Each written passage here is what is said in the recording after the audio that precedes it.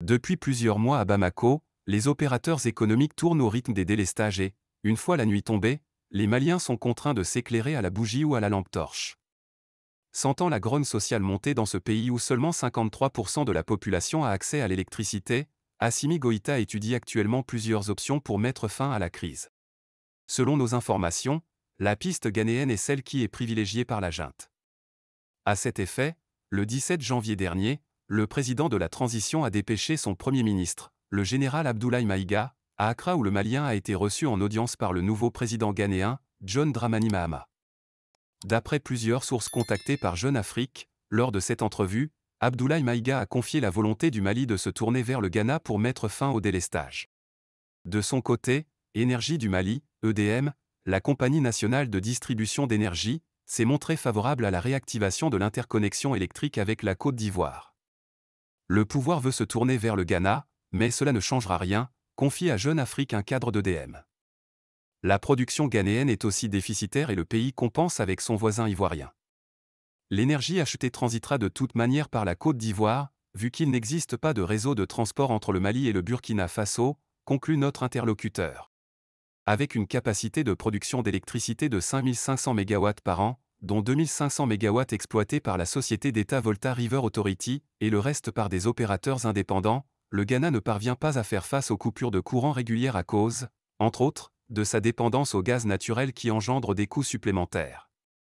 En effet, 63% de l'électricité dépend de ce combustible qu'Accra importe depuis l'étranger, principalement du Nigeria qui l'alimente via la West Africa Gas Pipeline Company Limited, WAPCO.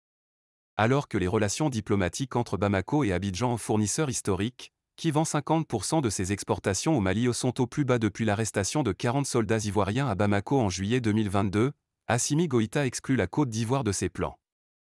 La junte estime que reprendre l'interconnexion avec Abidjan est une perte d'autonomie vis-à-vis de la France, car la compagnie ivoirienne d'électricité, CIE, est détenue à 54% par le producteur panafricain d'eau et d'électricité Eranov, dont le siège est à Paris. À travers la CIE, Eranov est responsable de la production de l'électricité ivoirienne, mais aussi de sa distribution et de sa commercialisation. Aujourd'hui, Abidjan exporte son énergie vers le Mali, le Burkina Faso, le Ghana, le Togo, le Libéria. Les discussions sont toujours en cours entre Accra et Bamako. Mais l'option ghanéenne va-t-elle permettre de résoudre le problème? À court terme en tout cas, celle-ci s'avère plus coûteuse pour le Mali qui, en l'absence de frontières communes avec le Ghana, va être obligé de faire transiter l'électricité par les installations ivoiriennes.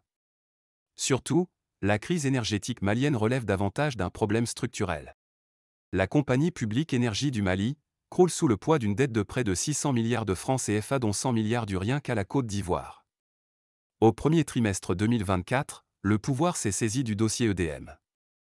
Un protocole d'accord a été signé entre le ministre des Finances Alouseni Sanou, son homologue à l'énergie et à l'eau, Bintou Camara, et l'Association professionnelle des banques et établissements financiers du Mali, pour restructurer la dette bancaire d'EDM estimée à environ 261 milliards de FCFA. Un remaniement de l'état-major de la société de distribution d'énergie a également été opéré. Malgré ces mesures, l'insoutenabilité de la dette d'EDM risque d'avoir, encore pour longtemps, des conséquences sur le confort des Maliens.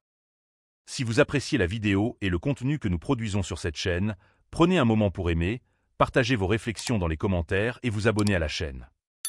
Activez les notifications pour rester informé des dernières nouvelles marquantes sur notre continent. Merci d'avoir regardé et à bientôt dans notre prochaine vidéo.